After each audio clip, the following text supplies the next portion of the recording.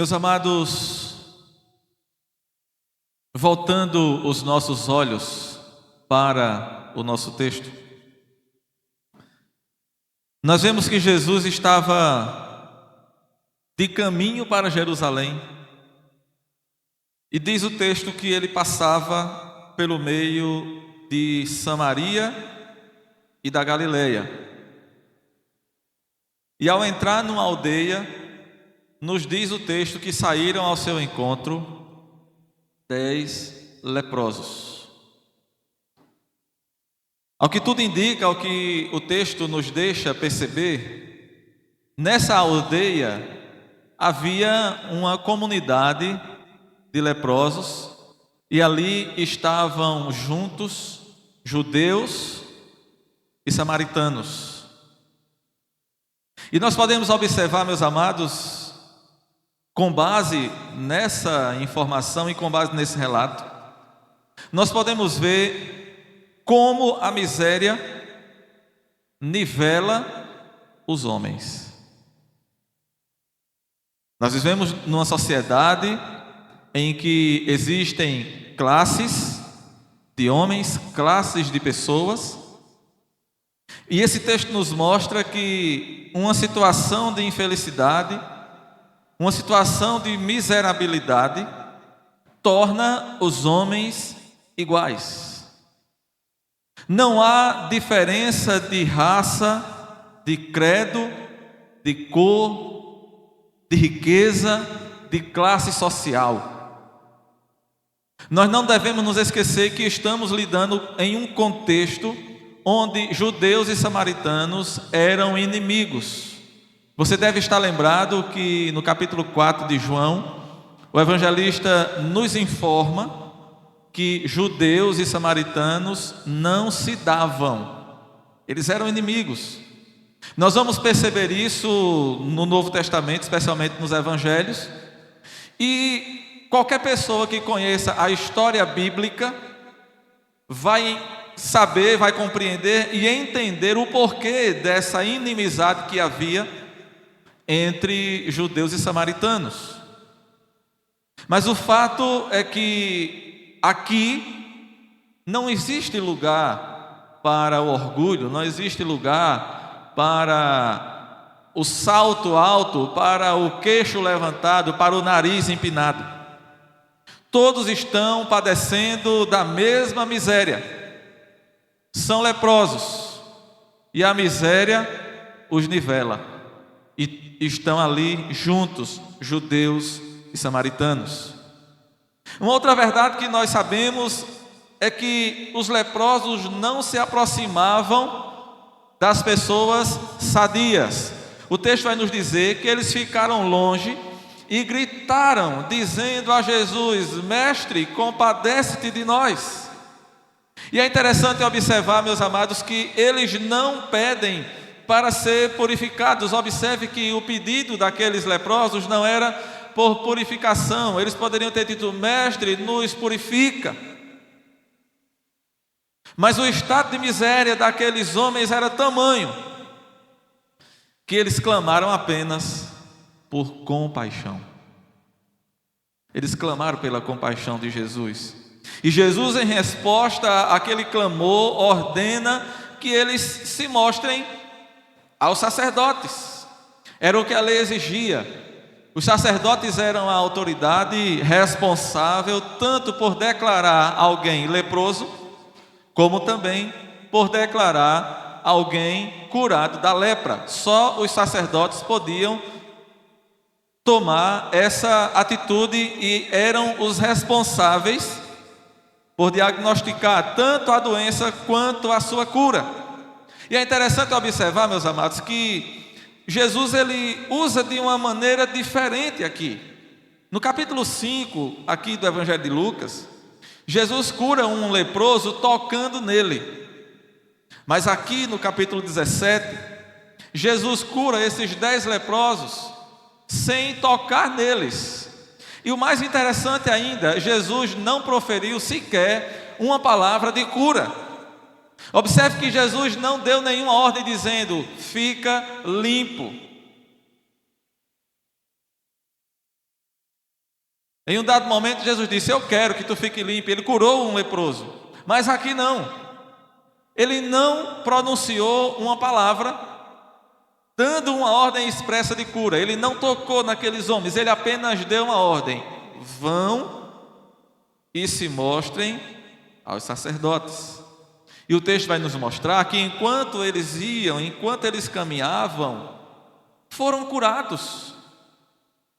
O verso 10 diz, um dos 10, ou melhor, o verso 14, melhor dizendo, verso 14: ao vê-los, disse-lhe Jesus: ide e mostrai-vos aos sacerdotes.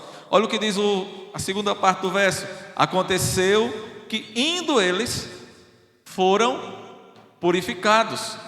Nos dá a entender, meus amados, que enquanto eles caminhavam, o poder de cura de Jesus restaurou a saúde daqueles homens e eles ficaram limpos.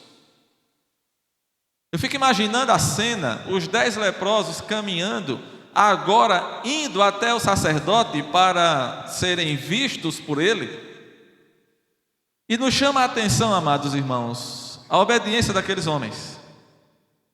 Você lembra de Naamã? Quando o profeta disse a Naamã: vai e te lava no Rio Jordão. O que foi que Naamã fez? Ele reclamou, ele retrucou, ele reagiu. Ele disse: eu não vou fazer isso, porque o rio lá da minha terra é mais limpo do que esse Rio Jordão, de água barrenta. Eu não vou fazer isso, eu esperava que esse profeta fizesse alguma coisa. Aqui, Jesus dá uma ordem: vão se mostrar ao sacerdote. Eles não questionam, eles não retrucam, eles não reclamam. Eles apenas vão. E eu fico imaginando a cena daqueles homens caminhando, e no meio do caminho, eles começam a perceber que não tem mais lepra no seu corpo. Eles começam a perceber que agora a sua pele está limpa. Eles foram curados. E nessa hora, um deles voltou para agradecer. A gente lê o relato, e é claro, irmãos, o relato bíblico, ele é objetivo para contar o fato, mas nem sempre ele desce a determinados detalhes. O texto apenas nos diz que um voltou e os outros 9 não voltaram. Mas eu fico imaginando que houve uma conversa. Olha, vamos lá. Eu vou voltar para agradecer. Os 9 disseram: eu não vou. Então ele volta sozinho, volta para agradecer e glorificar a Deus. O verso 15 nos diz que um deles, dando glória a Deus, fazia isso em alta voz. Aquele que voltou, ele dava a glória a Deus em alta voz, e ele se prostrou com o seu rosto em terra aos pés de Jesus, agradecendo, e este era samaritano. E Jesus faz uma pergunta: não eram 10 os que foram curados? Onde estão os 9? E dada essa pequena introdução, eu quero levar você a pensar sobre isso. É o tema da nossa mensagem nessa noite. Onde estão os 9? Onde eles estão? Jesus olha, havia curado 10, somente um voltou. E esse texto não explora o motivo pelo qual aqueles 9 não voltaram. Só diz que eles não voltaram, nos mostra que eles foram ingratos. Nos mostra que eles não se preocuparam em voltar para agradecer, para glorificar a Deus. Talvez eles não se aperceberam, atente para essa informação aqui, talvez eles não se aperceberam do grande benefício, do grande bem que Jesus realizou na vida deles. Lembra daquela palavra de Jesus: a quem muito se perdoa, muito ama. Talvez eles não perceberam o tamanho da bênção que receberam. Talvez fossem Não sabemos se todos os outros 9 eram judeus, mas o que voltou era samaritano. Não sabemos se todos os 9 ou se só alguns dentre eles. Mas quem sabe aqueles homens eram pessoas muito importantes. Eram homens de alta posição na sociedade. Eram homens que se julgavam muito acima dos demais e talvez pensaram: não temos necessidade de voltar para agradecer. Esse texto nos mostra que o samaritano, aquele que era desprezado, aquele que era rejeitado, aquele que era considerado menos que gente pelos judeus, esse volta glorificando a Deus. E Jesus disse: levanta-te e vai, a tua fé te salvou. E aqui nós tiramos algumas lições, meus amados. Observe que aqueles homens sofriam de um grande mal, que era a lepra. A lepra era a doença mais temida e mais terrível daquela época. Era algo praticamente incurável. Os irmãos sabem, você conhece essa realidade. Uma pessoa leprosa ia se acabando aos poucos, a sua pele ia apodrecendo e ela ia morrendo lentamente e dolorosamente, a ponto de apodrecer ainda viva. Era uma coisa horrível, uma coisa terrível. Era tamanha a severidade e tamanho o sofrimento que a lepra causava, que as pessoas tinham que se separar, não podiam chegar perto da sociedade. Mas esse texto nos mostra, meus amados, que Jesus, ele tem poder para curar. E é interessante, amados, que Jesus, ele trata com cada pessoa de uma forma específica. Atente para isso. Jesus nos ama igualmente. Ele ama igualmente a todos. Mas ele lida com cada um de nós de uma maneira diferente. A uns ele curou tocando, a outros ele curou pronunciando uma palavra, a outros ele curou fazendo lodo e colocando, a outros ele curou de outras formas. A uns ele curou de longe, a outros ele curou de perto, e a estes aqui ele curou apenas mandando que eles fossem se apresentar aos sacerdotes. Mas uma coisa que nós não podemos nos esquecer é que Jesus ainda é o mesmo, e Ele lida conosco, Ele lida com cada um de nós. E se nós fôssemos contar aquele que já é crente, aquele que já passou pela bênção da salvação, que já desfrutou da experiência da conversão verdadeira, cada um vai ter uma história diferente, uma experiência única e específica para contar. Porque Jesus lida com cada um de uma forma específica. Ele nos ama de forma igual, mas Ele nos trata conforme aquilo que nós somos e conforme aquilo que nós precisamos. Só que o mais importante do que tudo, meus amados, observe, aquele homem voltou curado e Jesus disse: a tua fé te salvou. Ele foi salvo. E o poder de Jesus é o mesmo, tanto para curar quanto para salvar. Jesus salva, Ele é aquele que tem o poder de salvar os pecadores. Mas esse texto também nos mostra, amados irmãos, o quanto que é importante obedecer. Eles não reclamaram, não retrucaram, não questionaram, eles simplesmente foram. E nós podemos dizer, meus amados irmãos, que a obediência é o caminho para a salvação. Jesus disse aos discípulos certa vez: vocês são meus amigos, ou seja, em outras palavras, vocês são verdadeiramente meus discípulos se obedecerem o que eu mando, se fizerem aquilo que eu mando. Lembre-se do que disse o profeta Samuel ao rei Saul: é melhor obedecer do que sacrificar. Deus está mais preocupado, meus amados, com a nossa obediência. Deus está mais preocupado com a nossa obediência do que com o nosso sacrifício. A Escritura nos diz que Deus requer de nós obediência, mais do que sacrificar. E esse texto nos ensina o valor inestimável da gratidão. Observe que aquele homem, aquele samaritano, ele voltou glorificando a Deus em gratidão. Ele deu glória a Deus, ele se prostrou aos pés de Jesus, rendeu graças a Jesus, rendeu graças a Deus.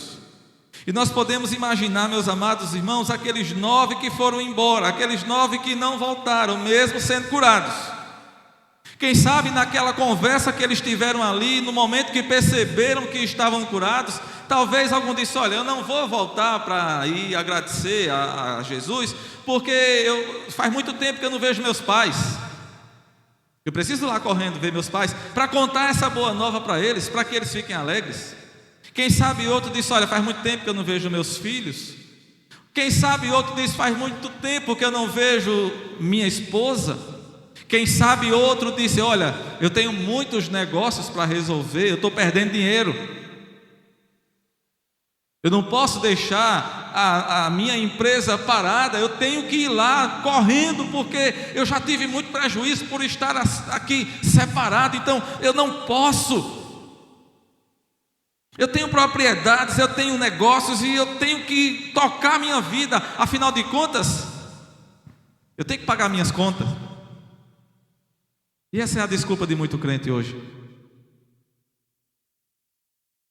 A desculpa de uns é os pais, a desculpa de outro é os filhos, a desculpa de outro é o cônjuge, a desculpa de outro é os negócios, é as ocupações. Mas a verdade, meus amados irmãos, é que nós sempre estamos procurando desculpa. Cada um certamente apresentou motivos que considerava apropriados para justificar a sua ingratidão.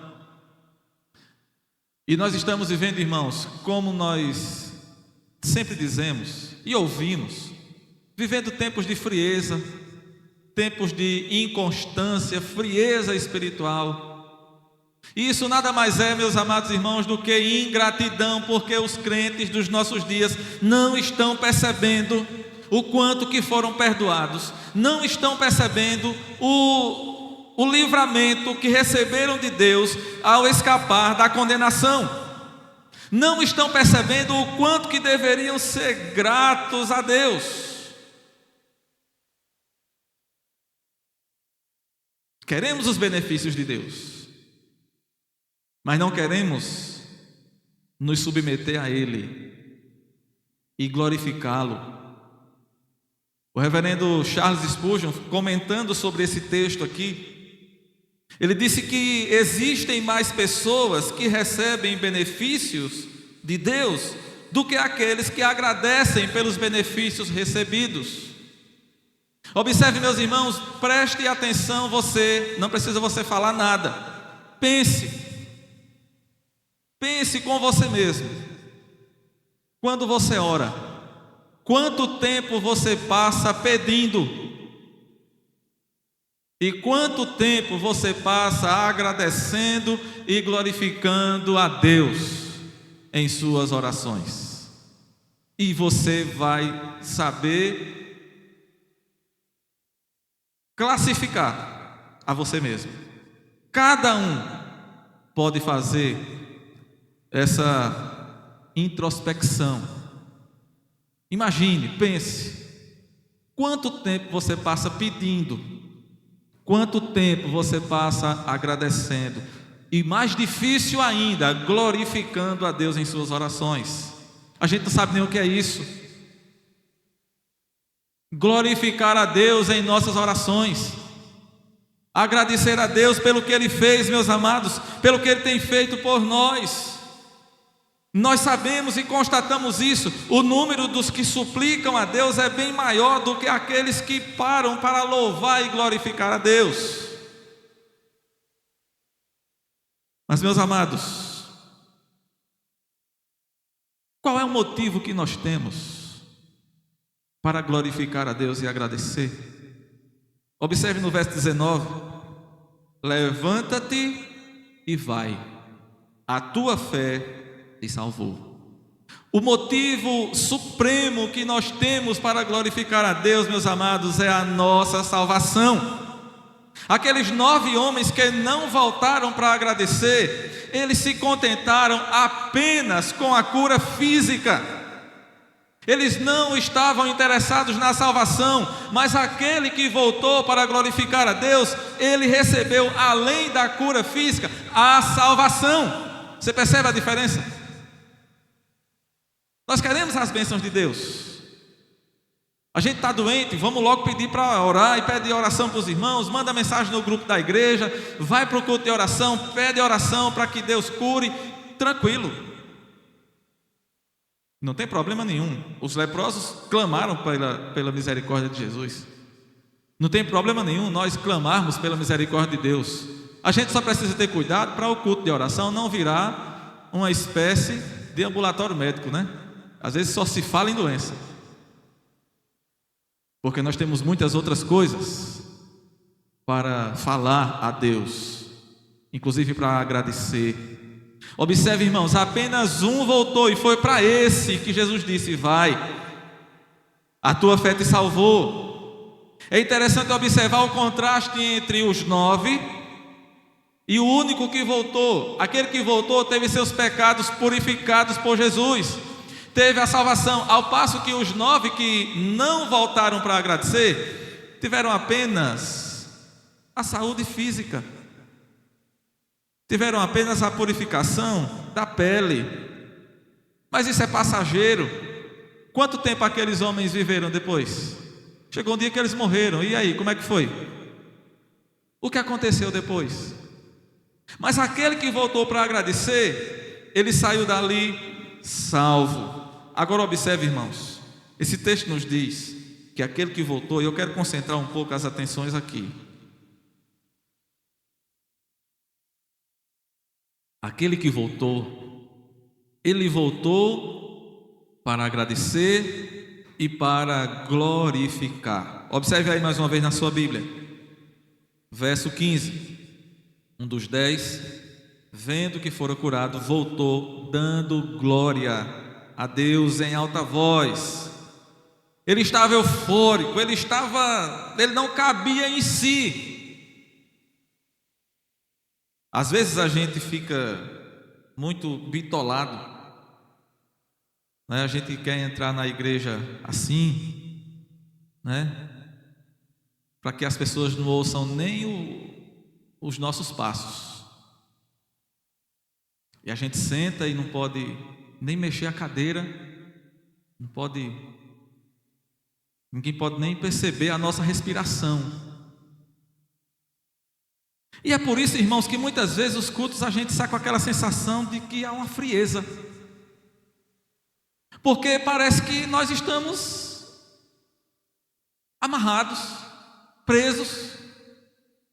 Mas a palavra de Deus nos diz que na presença do Senhor há abundância de alegria. A palavra de Deus nos diz, e nos diz aqui, meus irmãos, que aquele homem, ele voltou dando glória a Deus em alta voz. Eu estou pregando aqui para a gente virar pentecostal e passar o culto todo gritando, não, viu? Não é isso que eu estou falando, não. Mas nós também não podemos, irmãos, entrar na igreja, vir cultuar e entrar, parece que levou uma surra, todo acabrunhado, e sair daqui parece que ainda pior do que entrou.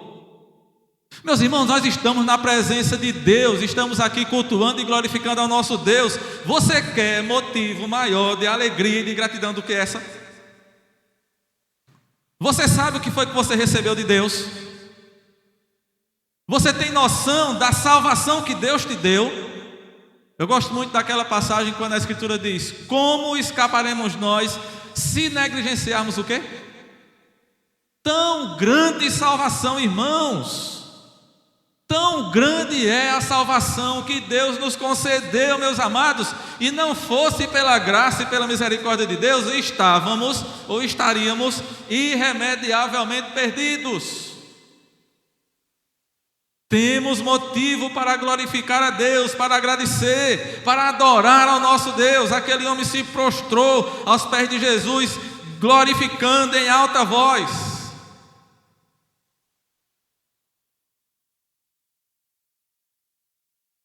Não deixemos, meus amados irmãos, de adorar, de glorificar com fervor, com alegria, com ênfase. Não deixemos de fazer isso porque estamos na presença do nosso Deus. Mas a grande questão, irmãos, e parece que o nosso grande problema é porque não estamos compreendendo estas verdades. Parece que nós não sabemos qual foi o livramento que Deus nos deu. Parece que nós não compreendemos quem nós somos e quem Deus é. Parece que estamos muito distantes disso. Irmãos, a gente fica pensando, e eu estava aqui meditando e batalhando aqui, lutando com esse texto. E estava me lembrando dos irmãos, de muitos dos irmãos do passado. O protestantismo, desde o seu nascimento, desde o seu surgimento na época, nos tempos da Reforma Protestante, quanto Deus usou homens que se comprometeram, homens que se entregaram, que deram-se a si mesmos, que foram fervorosos, que lutaram, irmãos, que batalharam pela fé. Uma das coisas que eu estava me lembrando é o prejuízo que nós temos hoje por termos abandonado uma herança valiosíssima das igrejas protestantes do passado. Os irmãos batalharam muito e produziram grandes credos, confissões, catecismos. Catecismo, pastor? Sim, meus irmãos, catecismos. O que é isso, pastor? Mas eu cresci aprendendo que isso é um negócio. Irmãos, é lamentável que de uns tempos para cá o evangelicalismo brasileiro abandonou isso.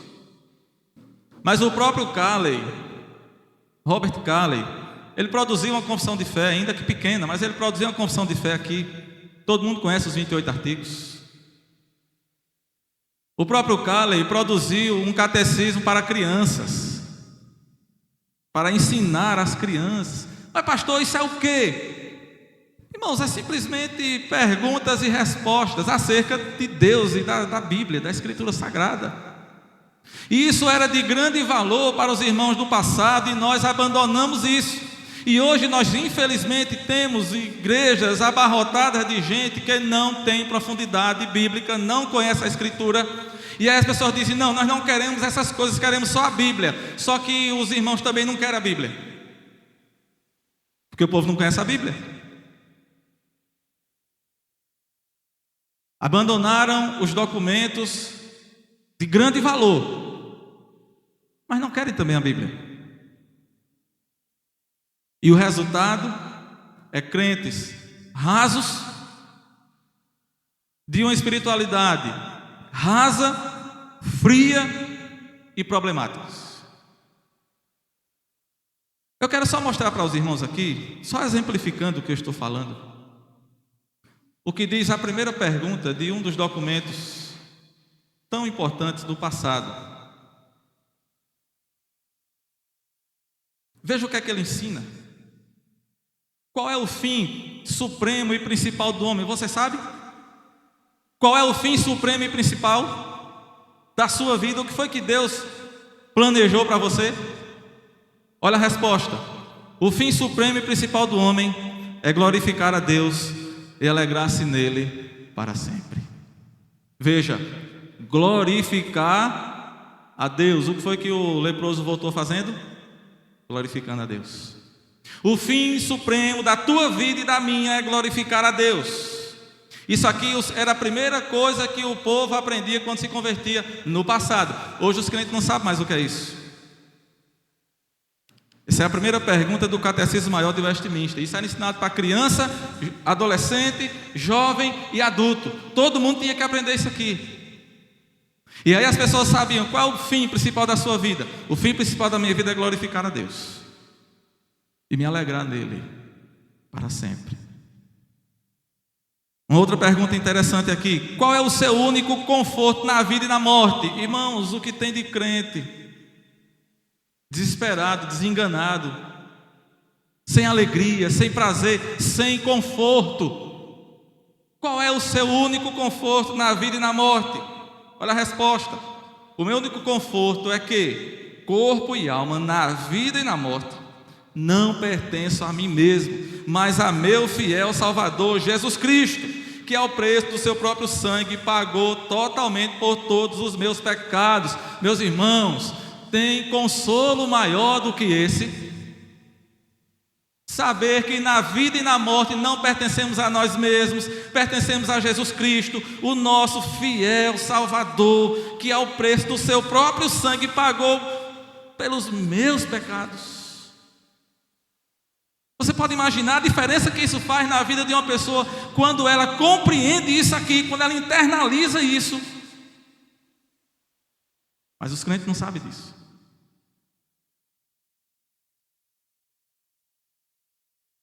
Deixa eu trazer mais uma pergunta para encerrar essa parte aqui.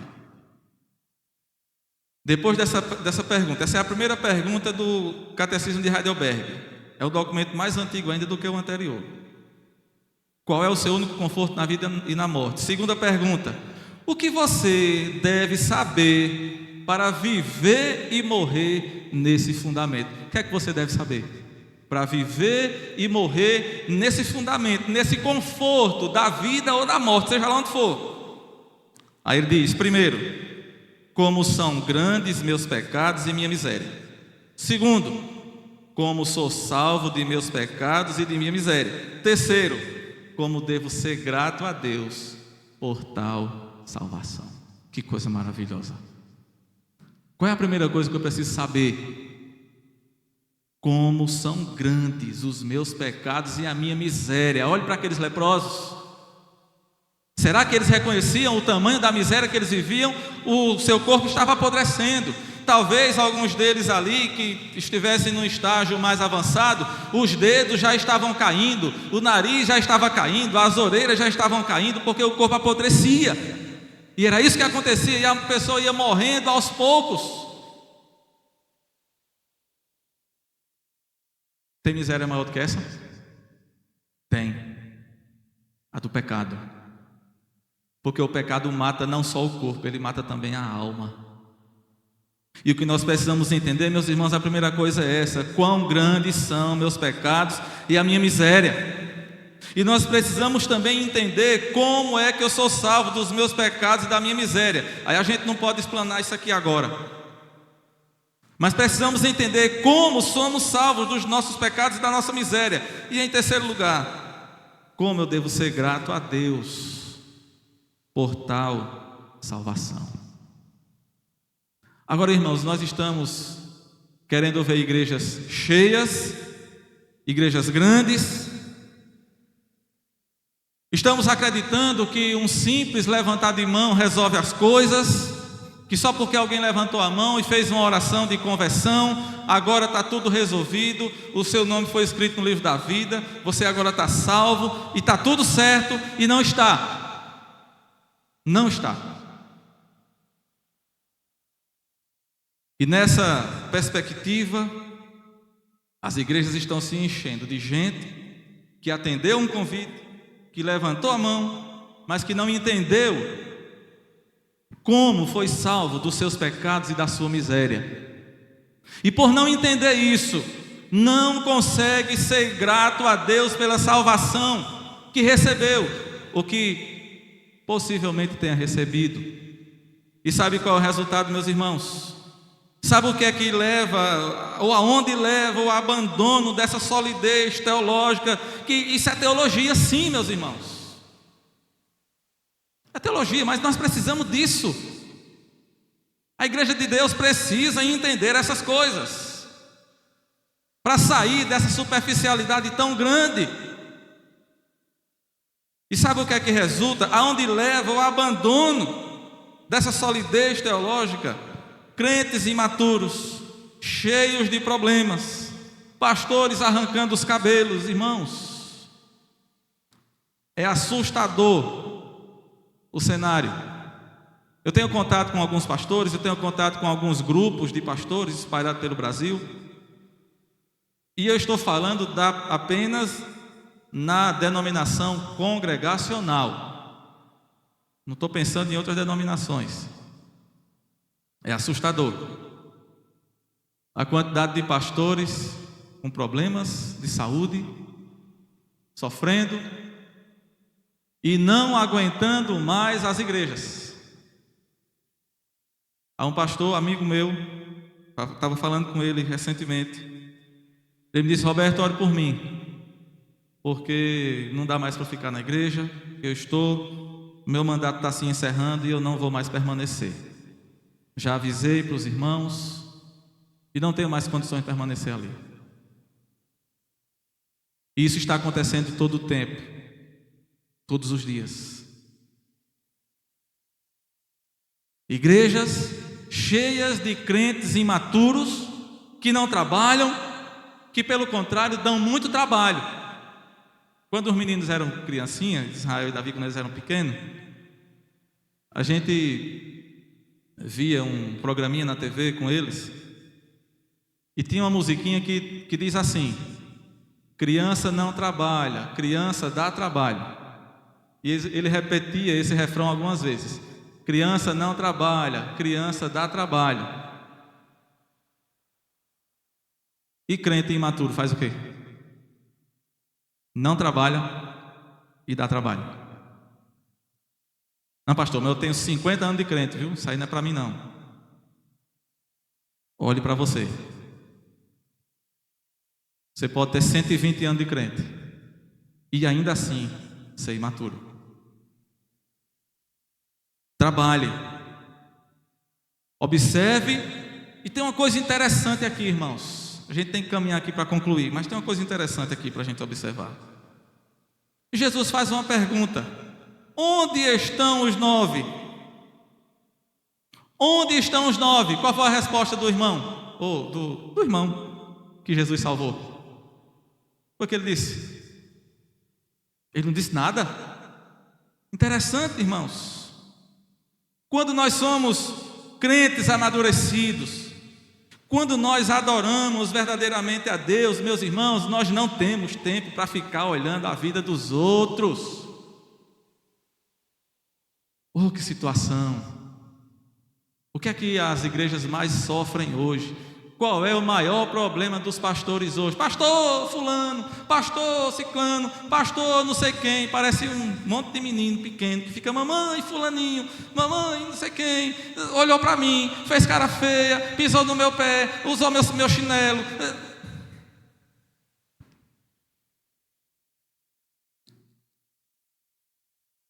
Muitas vezes, irmãos, nós perdemos tempo procurando falha nos outros. Ou muitas vezes simplesmente nos preocupando porque os outros não são do jeito que nós gostaríamos que fossem. Que coisa terrível. Tem muito crente que acha que tem uma forma e que todo mundo tem que ser igualzinho a ele. E nós perdemos tempo nos preocupando, nos desgastando, porque queremos que os outros sejam do mesmo jeito que nós somos. Aí Jesus pergunta: cadê os outros? Ele poderia muito bem ter dito: Senhor, tu sabe de nada. Aquilo é uns ingratos. Disciplina eles, Senhor. Leva para a assembleia. Aquilo é uns ingratos. Chamei, eles não quiseram vir. Ele poderia ter dito. Quem sabe se fosse algum de nós tinha dito isso a Jesus. O que foi que ele disse, irmãos? Nada. Ele não disse nada. O que é que a gente aprende com isso aqui, meus irmãos? Sabe o que é que a gente aprende, irmãos? É que nós temos coisa suficiente a fazer, em vez de ficar ocupado com os defeitos dos outros. Quando nós sentimos a graça de Deus em nosso coração, quando isso nos absolve e nós compreendemos como nós fomos salvos dos nossos pecados e da nossa miséria, nós não temos tempo para ficar olhando a vida alheia. Se o que eu tenho a fazer, meus amados irmãos, é proclamar o meu louvor, minha adoração e minha gratidão a Deus, não há porquê e nem como eu ficar me preocupando em acusar os outros, ainda que sejam ingratos como aqueles 9. Onde estão os 9? Somos ingratos. Mas o samaritano disse o que a respeito deles? Não disse nada. Por que ele não disse nada? Ele não disse nada, irmãos, porque ele tinha com o que se ocupar. O que era que ele estava fazendo? Verso 15: prostrado aos pés de Jesus, dando glória a Deus em alta voz. Ele tinha com o que se ocupar. Ele não ficava olhando a vida dos outros. Ele não ficava apontando para o defeito dos outros. Vá orar, meu irmão. Vai te prostrar aos pés de Jesus. Vai dar glória a Deus pela salvação que Ele te deu. E eu quero concluir, meus irmãos. Nós queremos concluir.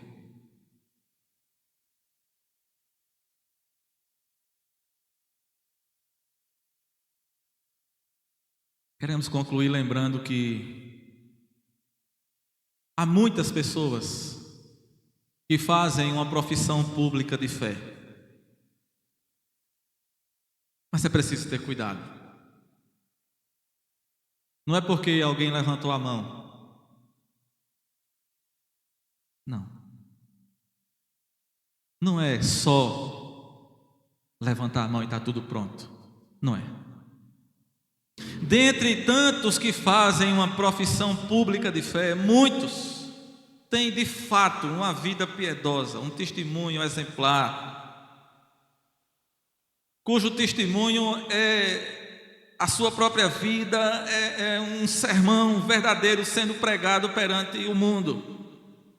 Sim, dentre estes que fazem a sua profissão pública de fé, muitos se enquadram aqui nessa categoria de verdadeiros cristãos, como o coral cantou hoje aqui, fiéis em Cristo sem qualquer temor. Fiéis em Cristo. Mas ainda assim, onde estão os 9? Sabe por que, meus irmãos, nós perguntamos isso? Porque ao mesmo tempo, muitos que fazem uma profissão pública de fé, muitos dos que professam o cristianismo estão envergonhando o nome de Cristo, vivendo uma vida despreocupada, sem apresentar frutos dignos de arrependimento. Ah, meus amados irmãos, se todos aqueles que professam ser o povo de Deus realmente fossem coerentes com aquilo que dizem ser, o mundo seria diferente, a igreja seria diferente, o nosso país seria diferente, nosso estado, a nossa cidade, a nossa igreja. Se todos aqueles que dizem ser cristãos fossem de fato, as coisas seriam diferentes. Mas, amados, quão poucos são aqueles que fazem essa profissão pública de fé, uma confissão pública de fé, e permanecem fervorosos até o fim. E aí nós voltamos à mesma pergunta: onde estão os 9? Muitos fazem uma profissão de fé, mas não se comprometem com a igreja do Senhor Jesus, não se preocupam, não frequentam, vai quando quer. Onde estão os 9? Quantos são, meus amados irmãos, aqueles que estão dispostos a dar a sua vida, como nós vimos ali, corpo e alma, na vida e na morte? Quantos querem fazer isso, se entregar pela causa de Deus? A gente quer morrer de tanto trabalhar, mas se entregar pela causa de Deus não queremos. E mais uma vez a gente pergunta: onde estão os 9? Onde estão? Quantos encontramos iguais a Maria, aquela que despejou aquele unguento valioso aos pés de Jesus, quantos querem doar-se a si mesmo? Será que nós vamos encontrar essas pessoas? Será que há entre nós algum samaritano que se reconhece cheio de pecado, cheio de miséria, perdido, desesperadamente perdido e que precisa da graça e da misericórdia de Deus? Será que tem algum samaritano aqui disposto a voltar para agradecer e glorificar a Deus? Reconhecendo que está perdido, reconhecendo que está miseravelmente perdido em seus delitos e pecados. Onde está esse samaritano?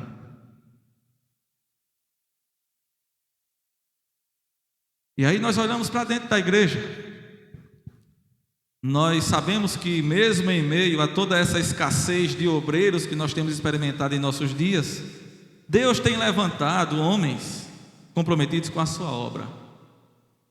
Mas, e ao olharmos para nós, vamos olhar para dentro de nós e vamos perguntar: onde estão os 9? Onde estão os obreiros? Onde estão aqueles que querem se deixar gastar pelo nome do Senhor Jesus Cristo? Onde estão aqueles dispostos a entregar a sua vida para a obra de Deus? Onde eles estão? Será que Deus não pode mais levantar homens como Ele já fez no passado? Homens comprometidos com Deus e com a sua obra, homens da monta dos reformadores, homens da monta dos avivalistas, homens da monta dos grandes missionários do passado. Poderíamos citar aqui alguns nomes, mas homens que nós poderíamos, irmãos, lembrando ali da galeria dos heróis da fé, lá de Hebreus capítulo 11, quando o autor de Hebreus, ele vai ali dando nome a cada um deles e dizendo o que eles fizeram e como Deus usou a vida daqueles homens. E me chama muita atenção, eu fico maravilhado quando a gente chega naquele clímax onde o autor diz: homens dos quais o mundo não era digno. Onde estão esses homens? Onde eles estão? Será que tem alguém aqui? Será que tem alguém aqui da monta de John Knox, um reformador escocês, que a rainha da Escócia chegou a dizer que tinha mais medo de John Knox orando do que do exército da Inglaterra? Eu tenho mais medo de John Knox quando está orando do que o exército da Inglaterra. Será que nós temos? Será que nós temos homens comprometidos com a palavra, como foi Charles Spurgeon, John Wesley, George Whitefield? Homens que Deus usou extraordinariamente para pregar o Evangelho. Onde estão esses homens? Homens dos quais o mundo não era digno. E será que eu e você também não queremos ser um destes dos quais o mundo não é digno? Por que não? Qual é a diferença entre eu, você e esses homens do passado? E os apóstolos de Jesus? Qual é a diferença, meus irmãos? A diferença, irmãos, é o quanto que eu, você, esses homens do passado e os apóstolos de Jesus se dedicam a Deus. Essa é a diferença. O quanto que nós nos dedicamos a Deus, o quanto que nós queremos buscar a Deus, o quanto que nós estamos dispostos a adorar e glorificar ao nosso Deus.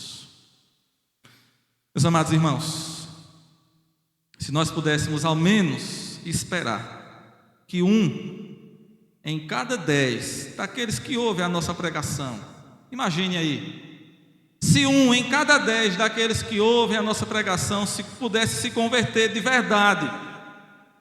Já pensou? Se 1 em cada 10 nessa cidade fosse um crente verdadeiro, como nós ficaríamos?